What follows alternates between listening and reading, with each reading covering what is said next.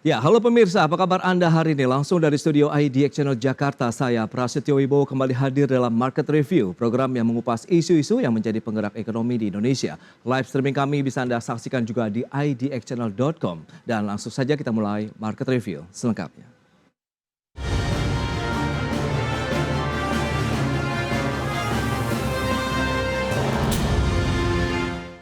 Ya, pemirsa, realisasi pendapatan negara hingga 31 Oktober 2024 tercatat tumbuh 0,3% secara tahunan atau mencapai 2.247,5 triliun rupiah atau sekitar 80,2% dari target APBN. Adapun penerimaan pajak sampai dengan 31 Oktober 2024 sebesar 1.517,53 triliun rupiah atau 76,3% dari target. Kementerian Keuangan melaporkan kinerja pendapatan negara per 31 Oktober 2024 telah mencapai 2.247,5 triliun rupiah atau 80,2% dari target APBN. Realisasi pendapatan negara tumbuh tipis 0,3% secara tahunan. Adapun penopang pendapatan negara masih ditopang oleh penerimaan dari sektor pajak, di mana per 31 Oktober 2024 tercatat 1.517,53 triliun rupiah atau 76,3% dari target.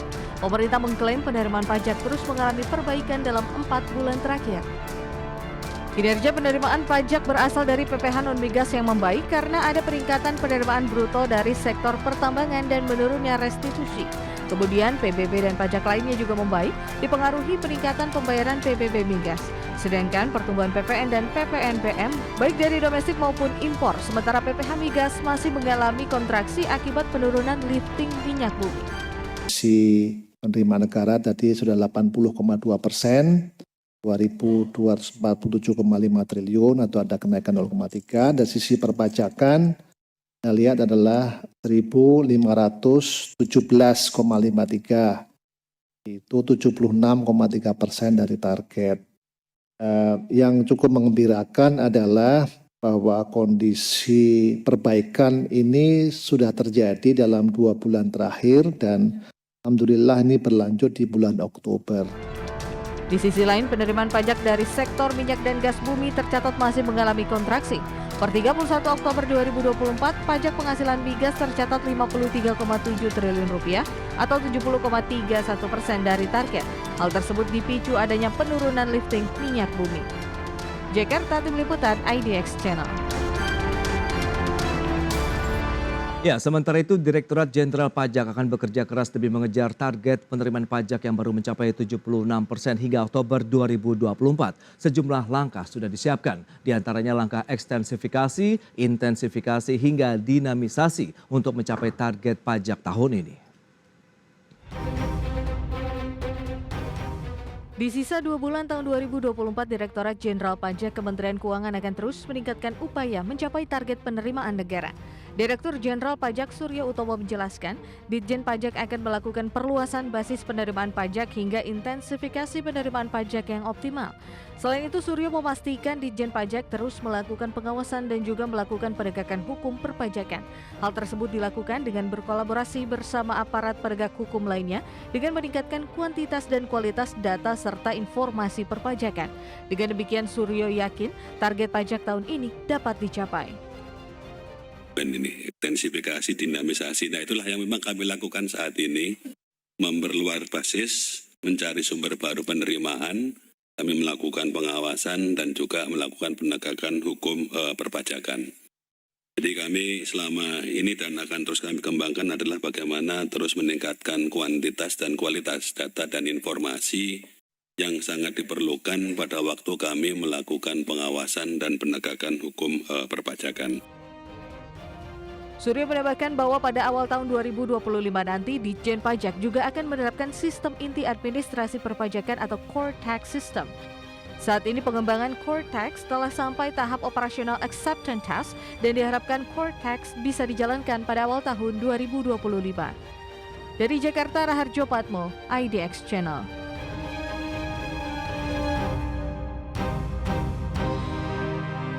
Ya, pemirsa, untuk membahas tema kita kali ini, strategi mengejar target penerimaan pajak 100% di tahun 2024, kita sudah tersambung melalui Zoom bersama dengan Bapak Ahmad Heri Firdaus, peneliti Pusat Industri Perdagangan dan Investasi Indef. Ya, halo, apa kabar, Mas Heri? Halo Mas Pras, kabar baik? Ya, salam sehat, Mas. Iya, makasih. Baik, terima kasih, dan sudah bergabung juga ini Mas Mose Rizal, Ketua Komite Investasi dari Asosiasi Perusahaan Minyak dan Gas Asper Migas. Halo, Mas Mose, apa kabar? Baik Mas Pras, terima kasih undangannya. Baik, terima kasih juga atas waktu yang disempatkan, dan sebelum membahas lebih jauh, kita akan review dulu ini dari Mas Heri Firdaus terkait dengan kinerja penerimaan negara di sepanjang tahun 2024 yang baru mencapai 80% atau sekitar 2.200-an triliun per 31 Oktober. Silakan. Iya, jadi ini merupakan tantangan ya untuk mencapai target ya penerimaan. Jadi pemerintah di sisa triwulan yang ada, 1 triwulan ke depan lah kurang lebih, atau bahkan 2 bulan ke depan ini harus menjaga iklim ekonomi agar tetap tumbuh, kemudian memastikan bahwa tidak ada gejolak yang cukup berarti bagi sisi konsumsi maupun sisi produksi, sehingga jika ekonomi tumbuh maka penerimaan negara khususnya pajak ini bisa berjalan seperti itu ya. Beda kalau misalnya ekonomi tiba-tiba lesu gitu ya, daya beli melemah, maka ini akan mengancam penerimaan ya, akan mengancam penerimaan. Jadi semua berjalan beriringan antara pertumbuhan ekonomi dengan penerimaan negara khususnya pajak seperti itu. Ya, dari sisi penerimaan pajaknya ini juga baru mencapai 76,3% atau 1.517,53 triliun. Naik tipis memang 0,3% secara tahunan. Anda melihat bagaimana upaya-upaya yang dilakukan oleh pemerintah untuk mengejar ataupun memperluas basis pajak sendiri sudah cukup efektif, berhasil atau bagaimana, Mas Heri? Ya, kalau kita lihat memang beberapa hal yang dilakukan untuk menghadapi tantangan di tahun ini ya. Kalau kita lihat ekonomi di tahun ini kan seperti agak lebih berat dibanding tahun kemarin seperti itu, sehingga perlu ada upaya ekstra lah dari pemerintah agar bisa bagaimana supaya penerimaan negara ini bisa sesuai gitu dengan yang ditargetkan. Jadi kalau kita lihat tekanan-tekanan ekonomi mulai dari dari sisi konsumsi, deflasi yang terus berlanjut 5 bulan kemarin ya, baru Oktober kemarin ini mengalami inflasi lagi. Kemudian juga ada perlambatan ekonomi ya di triwulan 3 ini. Nah, ini kan juga mengancam bagaimana penerimaan ini dikhawatirkan tidak mencapai target. Tapi kalau kita lihat untuk 2 bulan ke depan ini, saya rasa apabila pemerintah benar-benar menjaga situasi ekonomi agar khususnya daya beli itu bisa terjaga, karena salah satu sumbangan terbesar dari pajak itu kan adalah PPN ya. Nah, PPN ini kan mencerminkan daya beli masyarakat gitu. Daya beli masyarakat kalau kuat maka ya PPN-nya juga akan tumbuh gitu ya. Nah, ini yang harus dijaga betul selama 2 bulan ke depan ini seperti itu. Baik, dan salah satu penopang dari sisi pendapatan negara adalah PPN tadi, kemudian PPH. Namun di satu sisi ada PPH migas ini yang justru masih mengalami kontraksi, disebutkan begitu oleh pemerintah sendiri memang karena adanya lifting minyak bumi begitu yang terus turun. Nah, Mas Mose, kita akan review terlebih dahulu ya terkait dengan kinerja lifting minyak, kemudian gas bumi di sepanjang tahun ini tuh seperti apa sih? Oke, kalau kita bicara mengenai pendapatan migas ya, ada 2 hal. Satu, memang produksi migas kita menurun, khususnya minyak. Kita lihat datanya dari pemerintah, kita menurun setiap tahun itu sekitar 1,2%, sedangkan gas memang sudah mulai meningkat. Ya, namun di satu sisi ada juga kita harus lihat juga adalah kondisi harga. Ya, harga secara global itu sekarang juga lagi menurun. Ya, apalagi sekarang ada Amerika akan mempunyai presiden baru yang dimana energy policy-nya juga sangat berbeda dengan energy policy yang sekarang ya. Kita sering sekali sekarang mendengar yang namanya drill baby drill ya dari Trump. Nah, itu juga mengkhawatirkan sektor energi di mana produksi migas itu bisa naik secara signifikan dan membuat harga menjadi turun. Nah, harga turun itu juga ya berpengaruh atas dari pendapatan migas kita. Nah, itu yang kita khawatirkan. Nah, di satu sisi memang kita juga harus bagaimana kita tetap mendorong pertumbuhan produksi kita. Oke. Ya, jangan sampai turun terus ya, kalau bisa sudah mulai naik. Karena 1 juta barel yang 2032 itu sangat-sangat berat terus terang untuk bisa dicapai. Kalau untuk mencapai 1 juta barel di 2032, kita harus sudah mulai naik produksinya dan itu naik sebesar 8% setiap tahunnya. Bayangkan sekarang udah minus 1,2 Iya. ya, untuk shifting menjadi 8% itu luar biasa investasi yang dibutuhkan gitu. Nah, itu yang kita khawatirkan. Nah, Baik. harus perlu ada reformasi dari pemerintah ini. Nah, itu dia reformasi seperti apa yang perlu dilakukan untuk bisa membooster lagi nih lifting minyak kemudian gas bumi kita ke depan. Kita akan bahas nanti di segmen berikutnya, Mas Mose. Mas Heri, kita akan jeda dulu sebentar ya, dan pemirsa pastikan Anda masih bersama kami.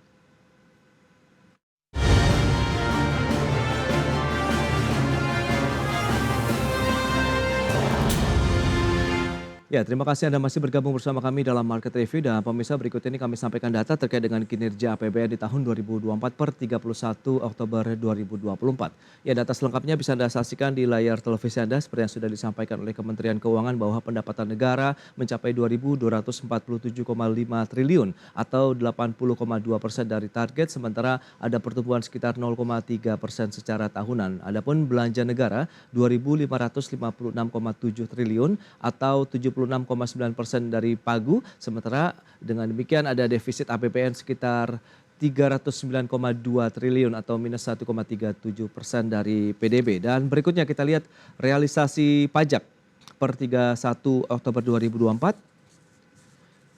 Ya, dari sisi penerimaan tadi total sudah disampaikan adalah 1.517,53 triliun atau 76,3% dari target, dan penopangnya ada PPH non-migas 810,76 triliun, kemudian PPN dan PPNBM 620,42 triliun, kemudian PBB dan pajak lainnya 32,65 triliun, kemudian PPH migas 53,7 triliun rupiah 70,31% atau secara bruto ada penurunan 8,97%.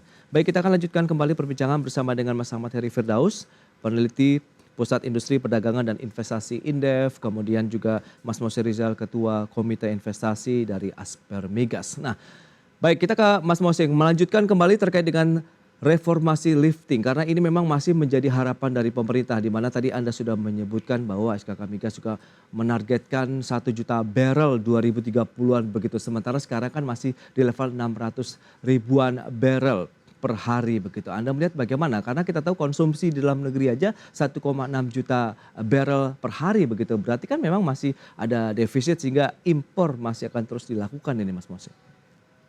Iya.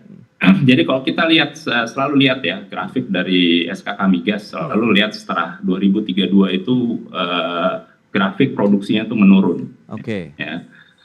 Tapi kalau kita lihat dari konsumsi, benar tadi yang disampaikan adalah konsumsi terus menaik ya. Kenapa? Karena memang demand kita, ada ekonomi growth kita yang di atas 5%, terus ada pertumbuhan populasi kita di atas 4%, di mana itu semua membutuhkan energi. Jadi kalau kita lihat memang secara persentase migas akan menurun ya. Renewable akan meningkat dan lain sebagainya. Tapi dari sisi volume, ya konsumsi itu selalu meningkat. Jadi selalu saya bilang ke SKK Migas, kenapa nih setelah 2032 jadi turun? Harusnya naik terus. Ya, sedangkan sekarang kita sudah impor BBM dan crude itu sebesar lebih dari 1 juta barel per harinya. Bayangkan seberapa besar itu.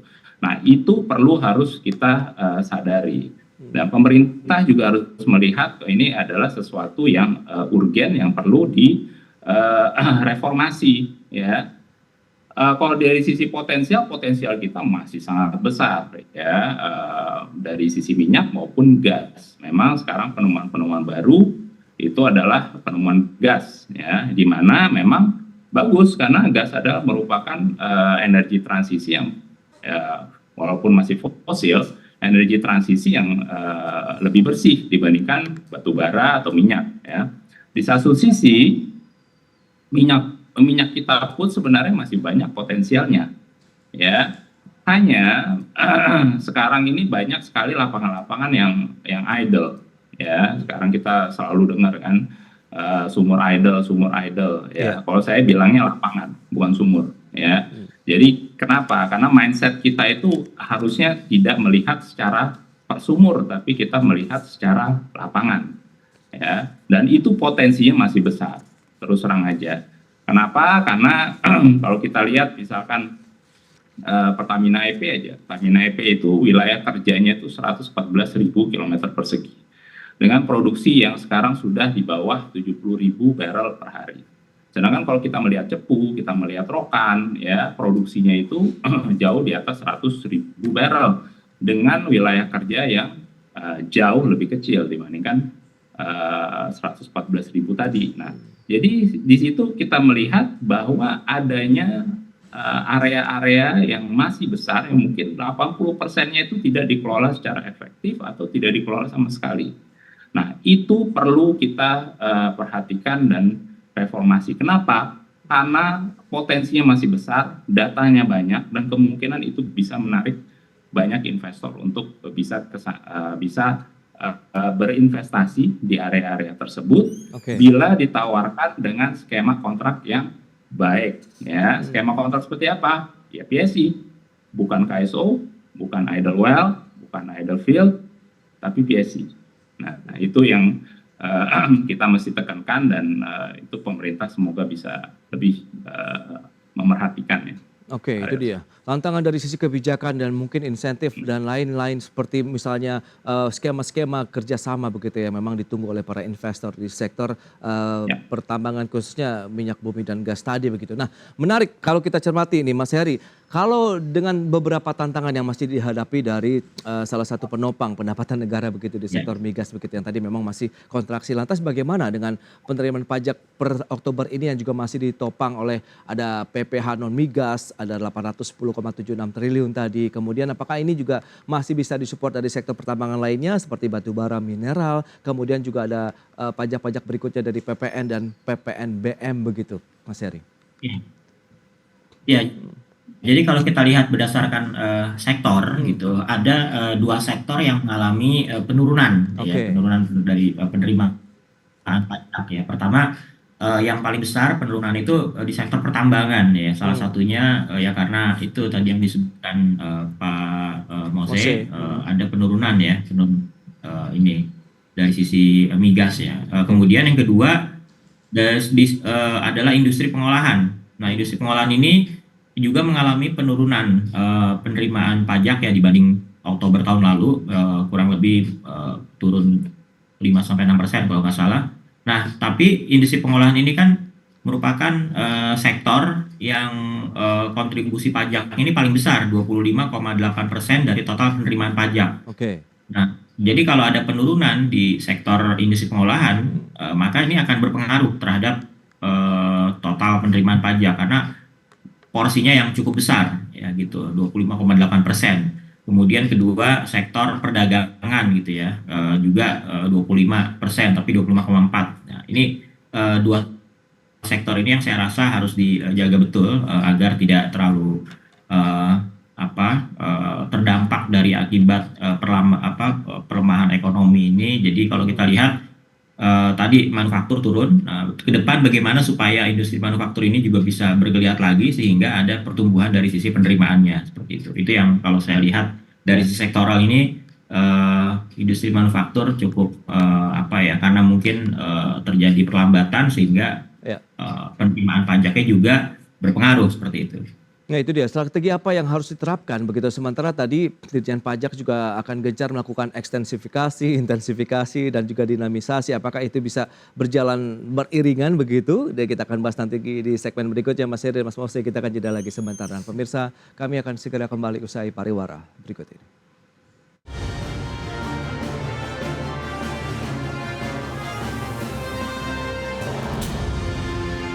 Baik, kita lanjutkan kembali perbincangan bersama dengan Mas Ahmad Heri Firdaus dari Indef dan juga Mas Mose Rizal dari Asper Migas. Nah, Mas Heri, bagaimana dengan upaya-upaya tadi? Ditjen Pajak ini akan mengoptimalkan penerapan program ekstensifikasi, intensifikasi, bahkan dinamisasi begitu, lebih mengejar target penerimaan pajak yang tinggal ya 2 bulan kurang begitu nih Mas Heri. Silakan.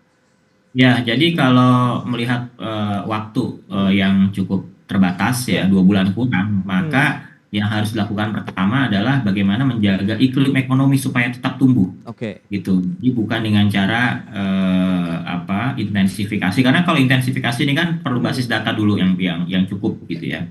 Kemudian juga kita harus melihat bagaimana kondisi ekonomi sekarang gitu ya. Oke. Kalau misalnya ekonomi lagi sedang tidak baik-baik saja, tiba-tiba ada intensifikasi gitu ya, ada pendalaman gitu ya, artinya kalau kami dulu sering menyebut ya ini objek pajaknya udah ketahuan terus tambah lagi gitu ya, mungkin Oke. besarannya atau apanya gitu.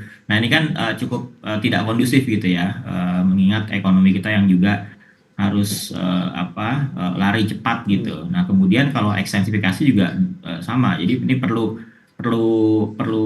kondisi ekonomi yang baik gitu ya, yang stabil, yang kuat, baru program ekstensifikasi maupun intensifikasi ini saya rasa bisa efektif. Oke. Tapi kalau dengan melihat tantangan saat ini, maka ya yang harus dilakukan adalah bagaimana pemerintah menjaga iklim ekonomi agar tetap tumbuh ya, baik itu dari sisi konsumsi maupun dari sisi produksi. Karena melihat catatan laporan pertumbuhan ekonomi triwulan 3 kemarin, itu kan menunjukkan ada perlambatan. Kemudian juga pertumbuhan sisi konsumsi, di mana konsumsi ini kan kontribusinya paling besar buat ekonomi kita. Dia tumbuhnya sudah di bawah tumbuhan ekonomi nasional. Nah, jadi ini merupakan alarm ya menurut saya, bahwa pertumbuhan konsumsi ini sepertinya tidak lagi ya tumbuh di atas pertumbuhan ekonomi nasional gitu ya. Sudah sangat jarang gitu ya, kalau kita perhatikan beberapa triwulan terakhir. Jadi ini yang harus dikembalikan agar pertumbuhan konsumsi ini juga bisa tumbuh di atas pertumbuhan ekonomi nasional, sehingga dengan secara langsung ini akan berdampak terhadap tadi meningkatnya penerimaan pajak ya dari sisi PPN. Kemudian juga nanti kalau sisi kalau permintaannya menguat, nanti kan akan menjadi insentif atau stimulus bagi sisi produksi untuk meningkatkan produksinya. Nah, kalau meningkatkan produksinya, khususnya di sektor mungkin industri manufaktur atau perdagangan atau jasa-jasa yang lainnya, maka PPH akan juga meningkat seperti itu. Ini yang harus lakukan. Jadi bagaimana menjaga ekonomi ini agar tidak lesu lah dalam 2 bulan ke depan. Gitu. Itu dia, roda perekonomian harus terus berputar begitu ya, dengan iklim investasi, iklim usaha yang terus dijaga secara kondusif. Nah, Mas Mose, dari sisi, bagaimana Migas melihat dengan iklim investasi, iklim usaha yang dibangun oleh pemerintah? Kalau Anda katakan itu masih perlu digenjot lagi dengan beragam-beragam kebijakan ataupun skema-skema kerjasama yang menjadi daya tarik buat investor. Ya, jadi memang kita harus menyadari betapa pentingnya industri migas. Dari sisi pendapatan, industri migas itu jauh lah di bawah manufaktur, pertambangan, mineral dan batubara yang lainnya ya. Karena kita kalau nggak salah kontribusinya sekitar 4,5%. Nah, namun dari sisi pemenuhan energi, karena pertambangan, manufaktur semua itu butuh energi. Dan itu semua butuh energy security dan energy affordability, dan itu dipenuhi oleh sektor migas. Nah, ini yang perlu pemerintah juga pahami, kalau ini sesuatu yang krusial sekali.